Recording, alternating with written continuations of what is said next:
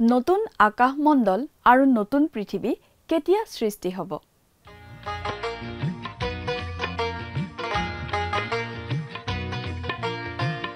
আজিৰে পবিত্ৰ ক্ষণতে উজলি উঠা যিছু ভাল পোৱা মোৰ বাবে প্ৰাণ দিলা যিছু ভাল পোৱা মোৰ বাবে প্ৰাণ দিলা ক্ৰুচতে তেজ বোৱা ক্ৰুচতে তেজ বোৱা পাপ মোৰ ধুই নিলা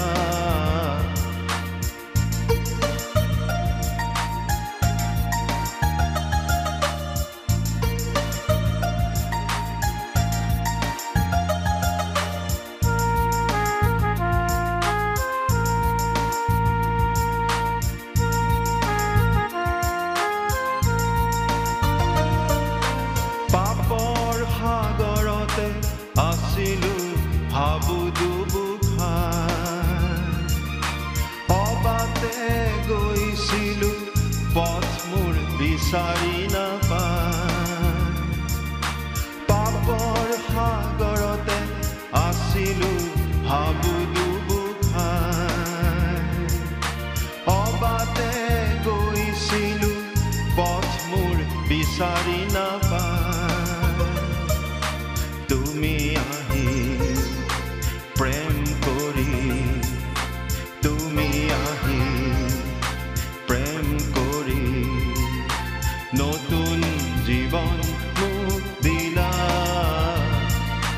যিছু মোক ভাল পোৱা মোৰ বাবে প্ৰাণ দিলা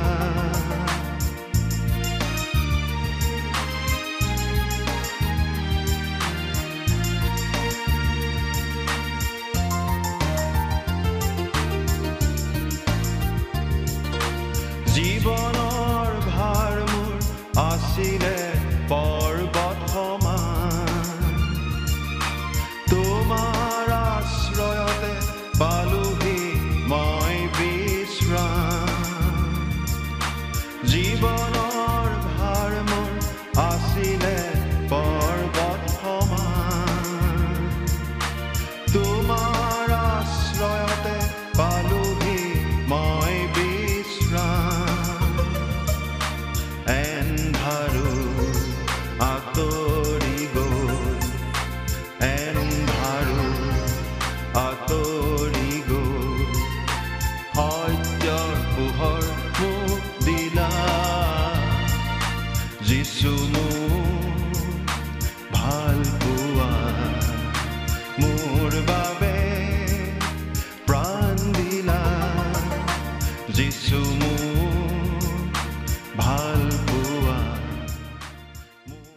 নমস্কাৰ আমাৰ ভক্তিবচন অনুষ্ঠানলৈ পুনৰবাৰ আপোনাক স্বাগতম জনাইছো খ্ৰীষ্টীয় বিশ্বাসী লোকসকলৰ বাবে বিশেষভাৱে প্ৰস্তুত কৰা এই ভক্তিবচন অনুষ্ঠানটো হৈছে বাইবেল অধ্যয়নৰ ধাৰাবাহিক অসমীয়া অনুষ্ঠান বাইবেলৰ গোটেই ৬৬খন পুস্তকৰে আমি ইয়াত অধ্যয়ন কৰিম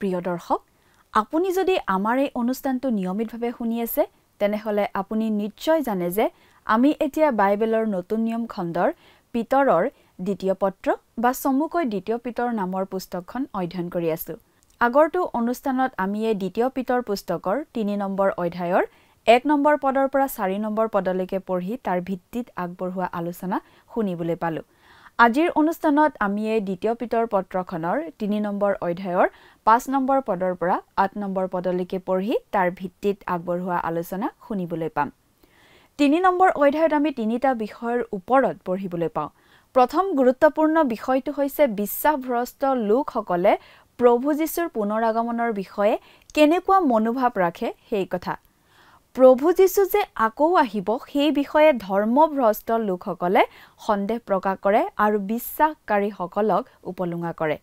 তাৰ পাছত পাচনি পিতৰে বিশেষভাৱে দাঙি ধৰিছে এই জগতখনৰ বাবে ঈশ্বৰৰ আঁচনি বা পৰিকল্পনা কি সেই কথা। আৰু অধ্যায়টোৰ শেষ ভাগত আমি পাওঁ পাচনি পিতৰে বিশ্বাসীসকলক দিয়া উপদেশ। প্ৰভু যীশু যে আকৌ আহিব সেই কথাটো বিদ্ৰূপ কৰি উৰুৱাই দিয়া মানুহৰ সীমা সংখ্যা নাই। খ্ৰীষ্টীয় বিশ্বাসীসকলে প্ৰভু যীশুৰ পুনৰ আগমনৰ বাবে আগ্ৰহেৰে বাট চাই থাকে, কিন্তু বিশ্বাস নকৰা লোকসকলে সেই কথাটো উপলুঙা কৰি উৰুৱাই দিব খোজে। তেওঁলোকে এটা কথাই কয়, যীশুখ্ৰীষ্টৰ আগমন এতিয়ালৈকে কিয় হোৱা নাই? পুৰণি কালৰ পৰা পৃথিৱীখন যেনেকুৱা আছিল আজিও তেনেকুৱাই আছে, একো সলনি হোৱা নাই। শেষৰ কালত এনেকুৱা বিদ্ৰূপকাৰী বহুতো ওলাব বুলি সচেতন কৰি দিয়া হৈছে। ইয়াৰ পাছত পাচনি পিতৰে একেলগে 3খন জগতৰ কথা ক'বলৈ ওলাইছে। এই 3খন জগতৰ কথাটো আচলতে আমাৰ বাবে আচহুৱা কথা নহয়। আমি 2 in 1, 3 in 1 আদি বস্তু বা সঁজুলি ব্যৱহাৰ কৰি থাকোঁ। এই পত্ৰখনত এতিয়া পিতৰে 3খন জগতৰ কথা কোৱা আমি পাম। আমি এখন পৃথিৱীৰ বিষয়ে বহু কথা শুনি আহিছোঁ আৰু নিশ্চিতভাৱে পৃথিৱীখন সেই দিনৰ দিশতে আগবাঢ়িছে বুলি ক'ব পাৰোঁ। এনেকুৱা এখন জগত আহি আছে যেতিয়া বিশ্বৰ একনায়কত্ববাদী শাসকে ক্ষমতা দখল কৰিব। বহুতৰ মনত সেই বিষয়ে হয়তো কোনো প্ৰশ্নই উত্থাপন হোৱা নাই, কিন্তু বহুতো মহান চিন্তাবিদে এই স্থিতি গ্ৰহণ কৰিছে যে আজি আমি এটা সংকটত উপনীত হৈছোঁ আৰু এই পৃথিৱীত মানুহৰ শেষ কালৰ দিশত আমি আগবাঢ়িছোঁ। প্ৰিয় দৰ্শক, কথাবোৰ অধিক বহলাই চাবলৈ আহকচোন। এতিয়া আমি মূল আলোচনাটোৰ মাজলৈ আগবাঢ়ি যাওঁ। আমাৰ পৰম পবিত্ৰ প্ৰভু যীশুখ্ৰীষ্টৰ নামত নমস্কাৰ প্ৰিয় শ্ৰোতা। আশা কৰোঁ মহান পিতা পৰমেশ্বৰৰ মহান অনুগ্ৰহত আপুনি ভালে কুশলে আছে। প্ৰিয় শ্ৰোতা, আহকচোন এতিয়া আমি বাইবেল অধ্যয়নৰ পিনে আগবাঢ়ো হওক। আজি আমি চাবলৈ ওলাইছোঁ পিতৰৰ 2য় পত্ৰৰ 3 নম্বৰ অধ্যায়ৰ 5 নম্বৰ পদৰ পৰা একেবাৰে 8 নম্বৰ পদলৈকে। এতিয়াৰ পৰা এই 3 নম্বৰ অধ্যায়টোত আমি যিখিনি কথা পাম তাৰ আমি এটা শীৰ্ষক দিব পাৰোঁ, জগতৰ বাবে ঈশ্বৰৰ কাৰ্যসূচী। এতিয়া পাচনি পিতৰে এখন জগততে 3খন জগতৰ কথা ক'ব। এই কথাটো আমাৰ বাবে আজিকালি নতুন কথা নহয়। আমি 2 in 1 বা একেলগে 2টা কাম কৰা বস্তু বহুত দেখিছোঁ। যেনে ৰেডিঅ' আৰু টেপ ৰেকৰ্ডাৰ একেলগে থকা আমি দেখিছোঁ। তেনেকৈ 3 in 1 অৰ্থাৎ একেটা বস্তুৱে 3 ধৰণৰ কাম কৰা বস্তু আমি দেখিছোঁ। ৰেডিঅ', কেছেট বা CD প্লেয়াৰ আৰু টেলিভিছন একেলগে থকা, নাইবা হয়তো ৰেডিঅ', গান শুনিব পৰা CD প্লেয়াৰ আৰু চিনেমা চাব পৰা CD প্লেয়াৰ একেলগে থকা অৱস্থা আমি দেখিছোঁ। আৰু বহুতে যদি দেখা নাই আমি শুনিছোঁ, নহয় জানো? ইয়াত পাচনি পিতৰে 3 in 1 জগতৰ কথা কৈছে। আমি বাস কৰা এই জগতখনত আচলতে 3খন জগত একেলগে আছে। আনহাতে আজিকালি আমি এখন কেন্দ্ৰীভূত পৃথিৱীৰ চিন্তা চৰ্চা চলি থকা প্ৰায়েই শুনো। এই পৃথিৱীখন এদিন এজন একনায়কত্ববাদী শাসকে নিয়ন্ত্ৰণ কৰিব বুলি আমি বহুতেই অনুমান কৰোঁ।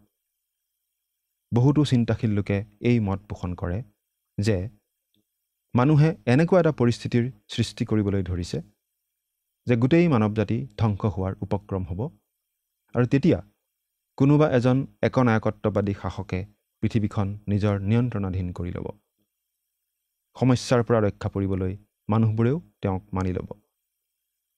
প্ৰভু যীশুৰ পুনৰ আগমনৰ আগে আগে এনেকুৱা এটা পৰিস্থিতিৰ উদ্ভৱ হ'ব বুলি আমিও বিশ্বাস কৰোঁ। বাৰু, এতিয়া আমি পাচনি পিতৰে লিখা কথালৈ চাওঁ।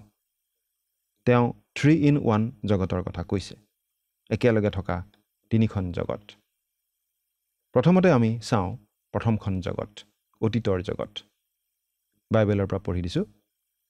2 পিতৰ 3 নম্বৰ অধ্যায় 5 আৰু 6 পদ একেলগে পঢ়ি দিম। কাৰণ তেওঁবিলাকে ইচ্ছামতে ইয়াকে পাহৰি যায় যে আকাশমণ্ডল আৰু জলৰ পৰা আৰু জলৰ দ্বাৰাই স্থিতিপ্ৰাপ্ত পৃথিৱী ঈশ্বৰৰ বাক্যৰ গুণে আগৰে পৰা আছিল, আৰু সেইবোৰৰ দ্বাৰাই তেতিয়াৰ জগত জলপ্লাবিত হৈ বিনষ্ট হৈছিল। কাৰণ তেওঁবিলাকে ইচ্ছামতে ইয়াকে পাহৰি যায় যে। তেওঁবিলাক মানেনো কোন? আমি ইতিমধ্যেই উল্লেখ কৰি অহা সেই বিদ্ৰূপকাৰীবিলাক, যিসকলে তেওঁৰ পুনৰাগমনৰ প্ৰতিজ্ঞা ক'ত এই বুলি খ্ৰীষ্টীয় বিশ্বাসীসকলক বিদ্ৰূপ কৰে, তেওঁবিলাকে কিছুমান কথা জানিও নজনা ভাও ধৰে। তেওঁলোকে ইচ্ছা কৰিয়েই কিছুমান কথা পাহৰি থাকে, মনলৈ নানে। নিজকে ডাঙৰ পণ্ডিত দেখুৱাব খোজা বহুতো লোকে এনেদৰে আচলতে নিজৰ অজ্ঞতাহে দেখুৱায়। আৰু সেইবোৰৰ দ্বাৰাই তেতিয়াৰ জগত জলপ্লাবিত হৈ বিনষ্ট হৈছিল। অৰ্থাৎ সেই সময়ৰ সকলোবোৰ মানুহ আৰু জীৱ জন্তু ধ্বংস হৈছিল। এই কথাটোৱে আদমৰ আগৰ সময়ৰ কথাটোও বুজাব পাৰে বুলি কোনো কোনো লোকে ক'ব খোজে। অৱশ্যে নোহৰ দিনৰ জলপ্লাৱনৰ কথাহে বুজোৱা বুলি বেছিভাগ লোকে ক'ব খোজে। এই কথাখিনি আমি অলপ সাৱধানে মন কৰা উচিত। বহুতো লোকে ক'ব খোজে যে আদমৰ সৃষ্টিৰ আগতেই এবাৰ পৃথিৱীৰ জীৱ জন্তুবোৰ ধ্বংস হৈছিল। আদি পুস্তকৰ প্ৰথম পদ আৰু দ্বিতীয় পদ দুটাৰ মাজত এটা বিশাল সময়ৰ ব্যৱধান আছিল। সেই সময়ছোৱাত কি ঘটিছিল সেই কথা খাটাংকৈ কোনেও ক'ব নোৱাৰে। কিন্তু সেই সময়ছোৱাত এটা ভয়ংকৰ প্ৰচণ্ড প্ৰাকৃতিক পৰিঘটনা ঘটিছিল বুলি বহুতে ক'ব খোজে। এই পৃথিৱীত মানুহ সৃষ্টি হোৱাৰ আগতে, অৰ্থাৎ আদমক সৃষ্টি কৰাৰ আগতে এটা ডাঙৰ ঘটনা ঘটিছিল। ঈশ্বৰে মানুহ বা আন জীৱ জন্তু সৃষ্টি কৰাৰ আগতেই সৃষ্টি কৰিছিল স্বৰ্গদূতবিলাকক। আৰু এটা বিশেষ গুৰুত্বপূৰ্ণ ঘটনা সেই সময়তে ঘটিছিল। ঈশ্বৰে বিশেষভাৱে দণ্ড বিহিব লগা হৈছিল সেই জগতখনক, আদমৰ আগৰ জগতখনক। ঘটনাটোনো বাৰু কি আছিল? এই বিষয়ে আমি অলপ জানিব পাৰোঁ যিচয়া ভাৱবাদীৰ পুস্তকৰ পৰা। বাইবেলৰ পৰা পঢ়ি দিছোঁ। হে দীপ্তিময় প্ৰভাতীয় তৰা, তুমি আকাশৰ পৰা কেনে ৰূপ পতিত হলা। আৰু জাতিবিলাকক নিপাত কৰোঁত আজি তুমি ছিন্ন হৈ কেনে ৰূপে মাটিৰ সমান হলা। তুমি মনতে ভাবিছিলা, মই স্বৰ্গলৈ উঠি ঈশ্বৰৰ তৰাবোৰৰ ওপৰত মোৰ সিংহাসন ওখ কৰি স্থাপন কৰিম। আৰু উত্তৰ দিশৰ অন্তসীমাত সভাগিৰিত মই বহিম। মই মেঘবোৰতকৈও ওখ ঠাইত উঠিম। মই সৰ্বোপৰি জনাৰ তুল্য হ'ম। যিচয়া 14 অধ্যায় 12 পৰা 14 পদ। ইয়াত শয়তানৰ বিদ্ৰোহৰ কথা কোৱা হৈছে। শয়তান ঈশ্বৰৰ নিচিনা হ'ব খুজিছিল। শয়তানে ঈশ্বৰৰ স্থান ল'ব খুজিছিল। ঈশ্বৰৰ যি পদমৰ্যাদা, সেই মৰ্যাদা শয়তানে নিজে ল'বলৈ বিচাৰিছিল। আজিও এই পৃথিৱীৰ বহুতো মানুহে একোজন সৰু সৰু ঈশ্বৰ বা দেৱতা হ'ব বিচাৰে। যি মানুহে নিজৰ প্ৰচেষ্টাৰে ধাৰ্মিক বুলি পৰিগণিত হৈ মুক্তি অৰ্জন কৰিব বিচাৰে, যি মানুহে ভাবে যে তেওঁ নিজৰ ধৰ্মকৰ্ম সৎকৰ্মৰ বলতেই স্বৰ্গলৈ যোৱাৰ উপযুক্ত হ'ব, তেনেকুৱা মানুহে এটা কথা পাহৰি যায় যে তেওঁলোকে এজন পবিত্ৰ ঈশ্বৰৰ সন্মুখত থিয় হ'ব লাগিব। তেনে মানুহে এই কথা পাহৰি যায় যে মানুহ আচলতে স্বভাৱতেই পাপী। মানুহ হেৰাই থকা অৱস্থাত আছে আৰু মানুহৰ মুক্তিৰ বাবে, পৰিত্ৰাণৰ বাবে ঈশ্বৰে এটা পথ প্ৰস্তুত কৰি ৰাখিছে। প্ৰভু যীশুৱেই সেই পথ। তেওঁ কৈছিল, ময়েই বাট আৰু সত্য আৰু জীৱন। মোৰ যুগেৰে নগ'লে পিতৃৰ ওচৰলৈ কোনো নাযায়। যোহন 14 অধ্যায় 6 পদ। এই কথা কোনো সাধাৰণ মানুহে কোৱা কথা নহয়। মানুহ ৰূপত অহা ঈশ্বৰে কোৱা কথা। আৰু যদিহে আপুনি ভাবে যে আপুনি নিজেই পিতৃ ঈশ্বৰৰ ওচৰলৈ যাব পাৰিব, তেনেহ'লে আপুনি আচলতে এনেদৰে কোৱাৰ নিচিনা হ'ব, ঈশ্বৰ, অলপ আঁতৰি দিয়াচোন, মই তোমাৰ কাষত বহিবলৈ আহিছোঁ, কাৰণ ময়ো এজন ঈশ্বৰৰ নিচিনাই। প্ৰিয় শ্ৰোতা, কথাখিনি শুনাত অলপ কঠুৱা যেন হ'লেও কিন্তু সত্য। আমি নিজৰ প্ৰচেষ্টাৰে স্বৰ্গলৈ যাব খোজা মানে নিজকে ঈশ্বৰৰ সমকক্ষ বুলি ক'ব খোজাৰ নিচিনা হয়।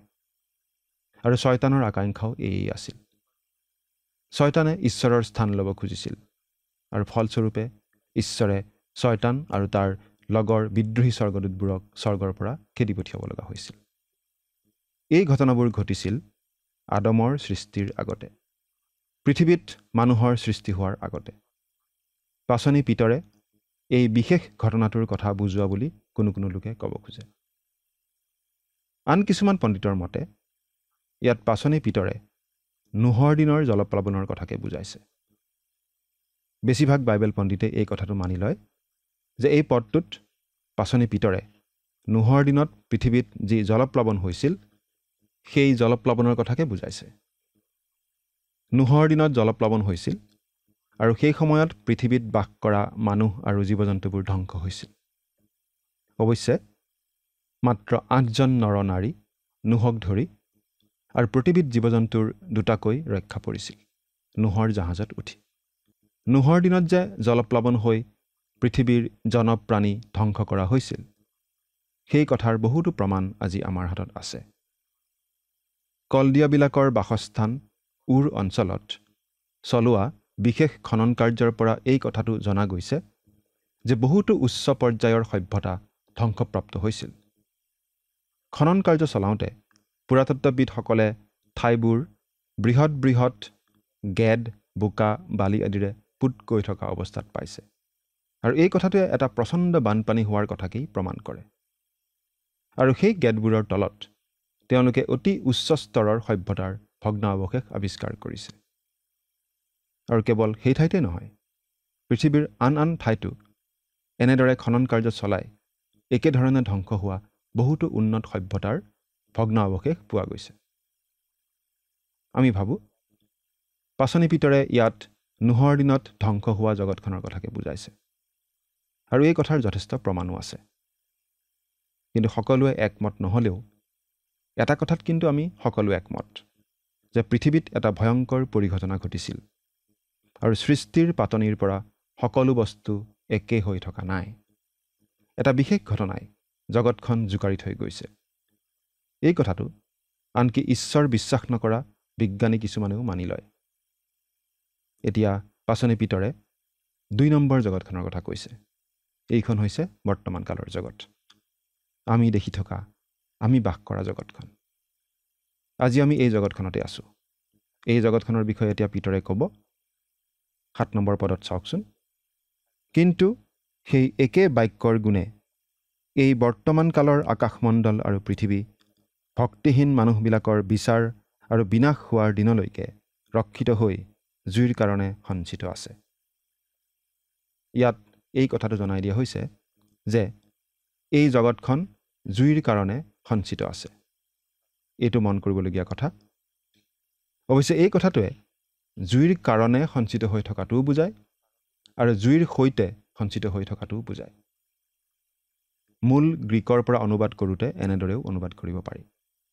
অৰ্থাৎ এই পৃথিৱীত এনে কিছুমান শক্তি নিহিত হৈ আছে যি শক্তিবোৰে পৃথিৱীখন অতি সহজে ধ্বংস কৰি দিব পাৰে। ঈশ্বৰে স্বৰ্গৰ পৰা জুই বৰষাবৰ প্ৰয়োজন নাই। পৃথিৱীখনে নিজৰ দণ্ড, নিজৰ শাস্তি নিজৰ লগতে কঢ়িয়াই ফুৰিছে। এই কথাটো আজি আমি বেছি ভালদৰে বুজি পাওঁ। পৃথিৱীখন ধ্বংস কৰি পেলাব পৰা আগ্নেয়াস্ত্ৰ আজি মানুহৰ হাততে আছে। এই পৃথিৱীখন ধ্বংস কৰিবলৈ আৰু জলপ্লাৱন নহয়, সেই দণ্ড দিয়া হৈ গ'ল। অতীতৰ জগতখন পানীয়ে বিনষ্ট কৰিলে আৰু এই বৰ্তমানৰ জগতখন সঞ্চিত আছে আন এক দণ্ডলৈ, আৰু সেই দণ্ড হ'ব জুইৰ দ্বাৰা। অৰ্থাৎ এই জগতত আমি দেখি থকা বস্তুবোৰ অস্থায়ী। এই সকলো আন এটা দণ্ডৰ প্ৰতি আগুৱাই গৈ আছে। এই আহিবলগীয়া বিচাৰ আৰু দণ্ডৰ বিষয়ে আমি 10 নম্বৰ পদত পঢ়িবলৈ পাম।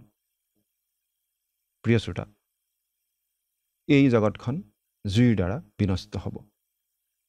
এই জগতখন জুইৰ কাৰণে সঞ্চিত হৈ আছে। এই বিষয়ে আমি বাইবেলত পাওঁ। কিন্তু বাইবেল নপঢ়াকৈও বহুতো চিন্তাশীল মানুহে এই কথাটো মানি ল'ব।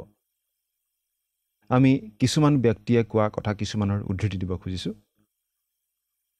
আণৱিক বোমা নিৰ্মাণ কৰা কামত জড়িত এজন বিখ্যাত বিজ্ঞানীয়ে এনেদৰে লিখিছিল, মই এতিয়া এজন যথেষ্ট ভয়াৰ্ত মানুহ আৰু মই আপোনালোককো ভয় খুৱাই দিব খুজিছোঁ।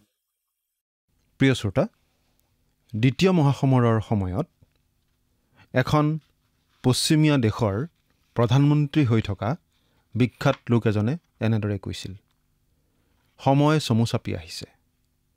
লাইফ, টাইম আৰু ফৰ্চুন নামৰ 3খন বিশ্ববিখ্যাত আলোচনীৰ মালিকজনে দ্বিতীয় মহাসমৰৰ পাছতেই এডল মিছনেৰীৰ আগত এনেদৰে কৈছিল, মই যেতিয়া সৰু আছিলোঁ তেতিয়া কোনোবাই যীশুখ্ৰীষ্টৰ পুনৰাগমনৰ কথা ক'লে ধৰ্মান্ধতা দেখুওৱা বুলি ভাবিছিলোঁ, কিন্তু মই সেই কথা এতিয়া বিশ্বাস কৰিবলৈ বাধ্য হৈছোঁ।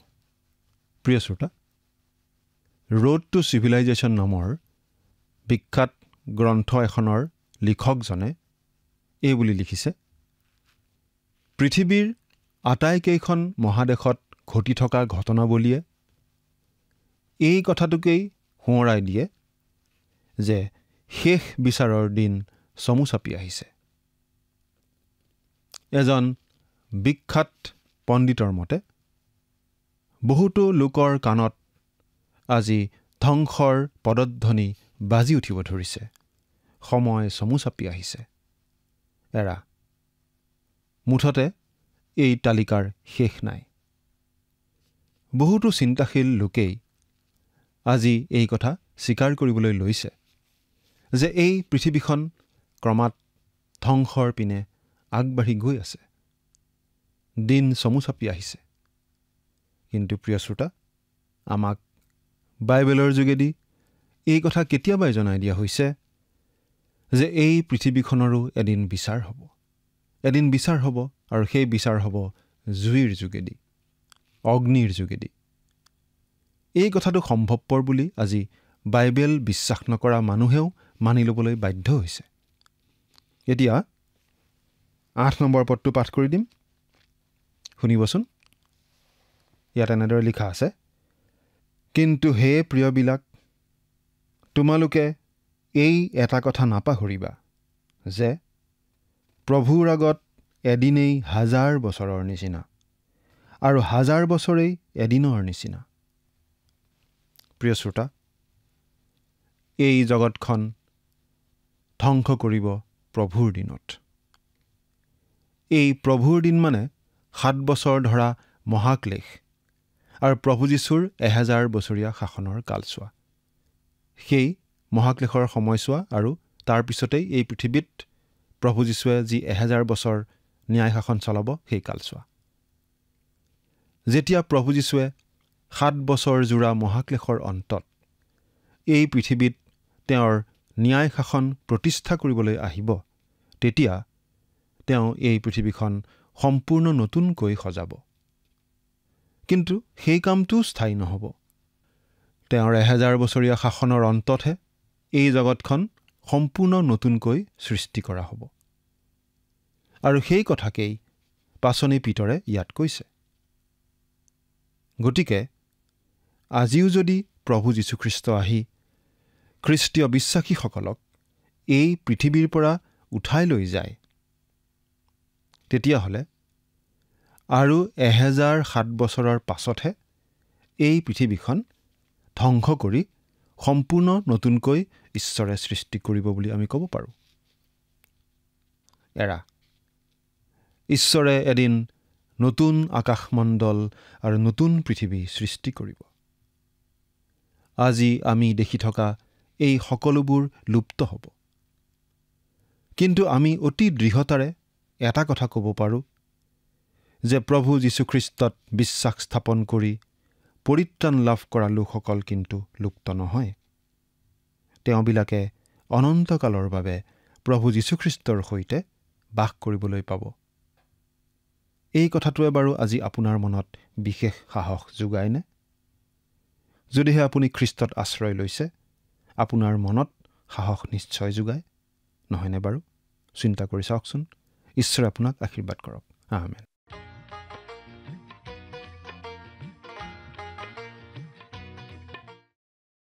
এই কথা স্পষ্ট যে প্ৰভুৰ দিনত পৃথিৱী আৰু আকাশ ধ্বংস হ'ব।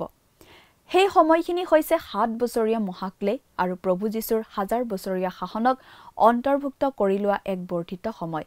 যেতিয়া প্ৰভু যীশুৱে 7 বছৰীয়া মহাক্লেশৰ সময়ৰ অন্তত পৃথিৱীলৈ উভতি আহিব আৰু এই পৃথিৱীত তেওঁৰ নিজৰ ৰাজ্য প্ৰতিষ্ঠা কৰিব, তেতিয়া তেওঁ এই পৃথিৱীখনত সংস্কাৰ কৰিব। কিন্তু সেয়া স্থায়ী সংস্কাৰ নহ'ব।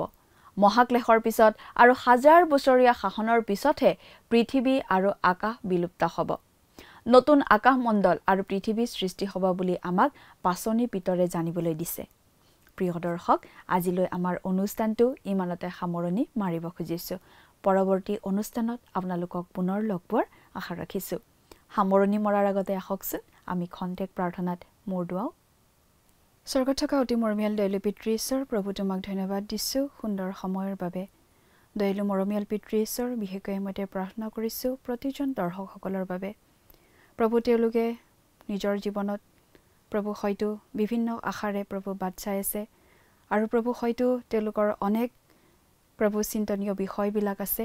সকলো তোমাৰ হাতত সমৰ্পণ কৰিছোঁ, যাতে প্ৰভু তোমাৰ বাক্যক আগত ৰাখি তেওঁলোকে যাতে তোমাৰ হাততে সকলোবোৰ সোধাব পাৰিব। প্ৰভু, তুমি তেনে জ্ঞান বুদ্ধি সকলো প্ৰভু তুমি তেওঁলোকক দান কৰিবা, আৰু তুমি আশীৰ্বাদ কৰা, আৰু তেওঁলোকৰ সকলো প্ৰয়োজনবোৰ প্ৰভু তুমি পূৰণ কৰিবা। এই সকলো যাচনা মহান ত্ৰাণকৰ্তা প্ৰভু যীশুখ্ৰীষ্টৰ নামত অৰ্পণ কৰিছোঁ। আমেন। প্ৰিয় দৰ্শক, যোৱা অনুষ্ঠানৰ প্ৰশ্নটোৰ শুদ্ধ উত্তৰটো হৈছে অপশ্যন চি, পুৰণি নিয়মৰ ভাৱবাদী। আজিৰ অনুষ্ঠানৰ ওপৰত আধাৰিত প্ৰশ্নটো হৈছে বৰ্তমানৰ জগতখন কিহেৰে ধ্বংস কৰা হ'ব? অপশ্যন এ পানী, অপশ্যন বি জুই, অপশ্যন চি শিল, অপশ্যন ডি বতাহ। প্ৰিয় দৰ্শক, আজিৰ প্ৰশ্নৰ সঠিক উত্তৰটো আজি সন্ধিয়া 6 বজাৰ আগেয়ে আপোনাৰ নাম আৰু সম্পূৰ্ণ ঠিকনাৰে সৈতে আমালৈ 7429840242 নম্বৰত SMS নাইবা হোৱাটছআপ যোগে প্ৰেৰণ কৰক। প্ৰিয় দৰ্শক, যদি আপোনাৰ এই অনুষ্ঠানটি শুনি ভাল লাগিছে তেনেহ'লে এই নম্বৰত এটি মিছ কল দিয়ক। ইয়াৰ যোগেদি আপুনি পৰৱৰ্তী অনুষ্ঠানত বিজয়ী হ'ব পাৰে।